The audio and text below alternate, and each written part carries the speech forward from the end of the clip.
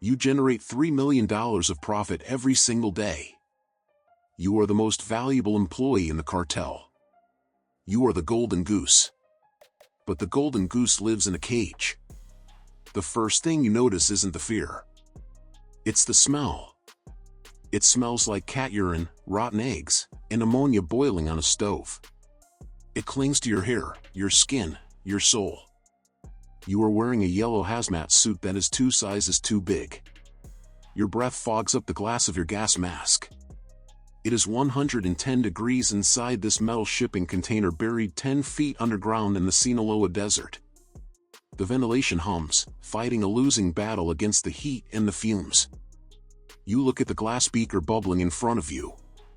The liquid inside is turning a distinctive shade of neon blue. This isn't magic. It's chemistry.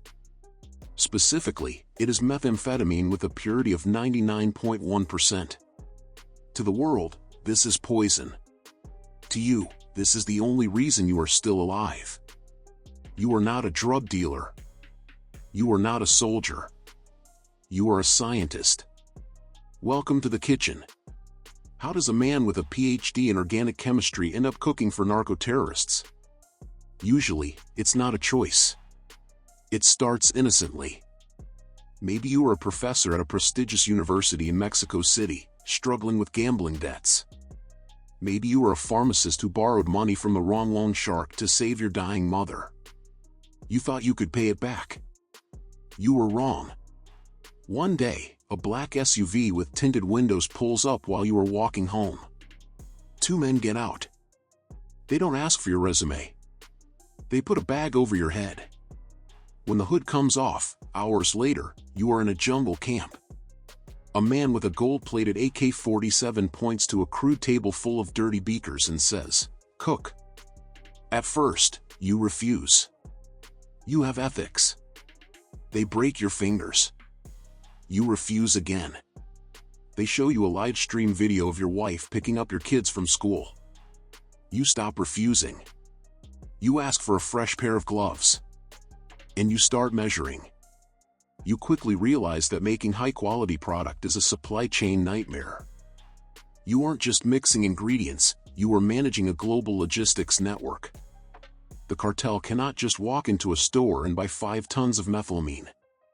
This is where you become a master of the shell game. You help them set up fake companies. You register a perfume factory in Jalisco to import industrial scents that contain the necessary alcohol. You set up a fertilizer plant to import ammonium nitrate. You create a soap company to bring in caustic soda. It is corporate fraud on an industrial scale. You are playing chess with the DEA and customs agents. If a shipment gets seized at the port in Manzanillo, the boss looks at you. You have to explain the chemistry of why you can substitute one precursor for another. If you can't solve it, the production stops. And if the production stops, you become useless. Forget the dirty RVs you see in movies. You are working in a Superlab. This is an industrial facility that rivals legitimate pharmaceutical companies like Pfizer or Moderna. We are talking about 500-gallon stainless steel reactors, industrial centrifuges, and massive vacuum pumps imported illegally from Germany. Every day, you produce 200 pounds of crystal. At a wholesale price of $15,000 per pound, you are printing money. This gives you privileges. You get air conditioning. You get steak dinners delivered to your bunker. The guards call you El Ingeniero, the engineer, with respect. But make no mistake, you are a prisoner. You work 12-hour shifts, 7 days a week. You sleep on a cot next to the reactor. You haven't seen the sun in 3 months. The only light you know is the fluorescent hum of the lab and the blue glow of the product. But there is a dark side to this industry that no one talks about, the waste. For every 1 pound of meth you create, you generate 6 pounds of toxic, radioactive sludge. In a legitimate factory, this would be treated and disposed of safely. Here, you dump it. You run a pipe out of the bunker directly into the ground. You watch as the local river turns purple. You see the farmers' cows dying in the fields above you because the groundwater is poisoned with cyanide and lead. You are destroying the very land you are buried in. The fumes from the waste seep back into the bunker. You develop a cough that tastes like copper. Your skin turns gray. Your teeth start to loosen, not because you used a drug, but because the acidic air is eating your enamel. You are rotting from the inside out. And then, the market changes. Meth is old news. The new king is fentanyl. And this is where your job becomes terrifying. Meth is dangerous because the lab might explode. Fentanyl is dangerous because it is invisible death. It is 50 times stronger than heroin. A dose the size of a few grains of salt is lethal. You are now creating M30 pills, fake painkillers that look exactly like OxyContin. You use a rotary pill press machine that stamps out 5,000 pills an hour. The noise is deafening. Clack, clack, clack, clack. Each click is a potential death sentence. Here is the nightmare, the chocolate chip cookie effect. If you don't mix the fentanyl powder perfectly into the filler, one pill might be a dud, and the next pill might contain a lethal hotspot of 5 milligrams. You are mixing this by hand in a plastic bucket. If you sneeze, if you spill a tiny cloud of dust and inhale it, your lungs will paralyze instantly. You will overdose and die before you hit the floor. You keep a dose of Narcan taped to the wall, but let's be honest, will the illiterate guard watching TikTok on his phone know how to save you? Or will he just drag your body out and call the next chemist? The cartel demands innovation. They want branding. They ask you to add food coloring. They want rainbow fentanyl, pills that look like candy. Pink, purple, yellow. They want to target a younger demographic. They want to hide the drug in plain sight. You argue that this is immoral, that kids will eat them thinking they are sweets. The boss laughs.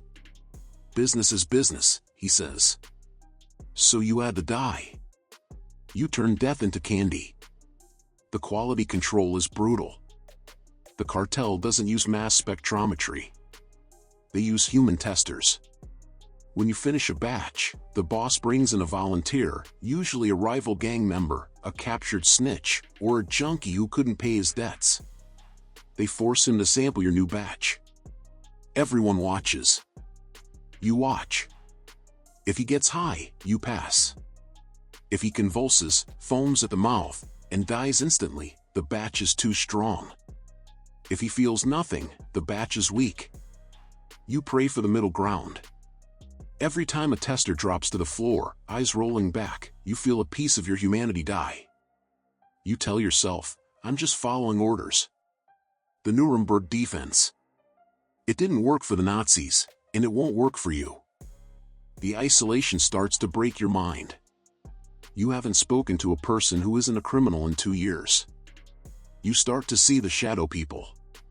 It's a common hallucination among cooks, caused by sleep deprivation and chemical exposure.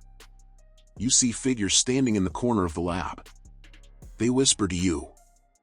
They tell you to open the valve. They tell you to drink the acid. You start talking back to the equipment. You give names to the reactors. You are the smartest man in the room, but you are losing your mind. The hazards aren't just the moral ones. The chemistry wants to kill you. The process creates phosphine gas, colorless, odorless, and deadly. One leak in the ventilation, and everyone dies in their sleep. The solvents, acetone, ether, are highly flammable. The air is so saturated with explosive vapor that you can't wear synthetic fabrics because a static spark from your underwear could detonate the entire bunker. You live in a bomb. And then there are the rivals. If a rival cartel raids your lab, they won't kill you. You are too valuable. They will kidnap you. They will cut off a finger to punish you for working for the enemy, and then chain you to their stove. You are a tradable asset, like a playing card. You might change owners 5 times in your career, but the job never changes. Cook. Sleep. Cook. Eventually, the routine breaks. You hear the chop chop chop of a helicopter. It's not the Federals, they are paid off. It's the Marines. Or the Americans. The boss shouts, "Burn it." This is your final duty. Destruction of evidence. You pour gasoline over the millions of dollars of equipment. You open the valves on the gas tanks. You throw a flare. As the flames rise, licking the ceiling, you have a choice. Do you run out the back tunnel into the desert, hoping to survive the crossfire? Or do you stay? If you run, you will be hunted for the rest of your life. The cartel never retires a cook. You know too many recipes. You know too many locations. You are a loose end. If you stay, you burn with your creation. You look at the blue crystals melting on the table. They are beautiful in a sick way. Pure. Unadulterated. You realize that chemistry is the study of change. Electrons change orbits. Elements bond and break. But you? You haven't changed. You just revealed who you really were. A man who was willing to sell the world's pain for a paycheck. You built a kingdom of crystal, and now you are the king of ashes. You take off your mask. You take a deep breath of the toxic smoke. Class is dismissed. This is the Underground Explainer. We have cooked the poison. Next time, we have to move it. POV, you are a smuggler. Subscribe, or the batch goes bad.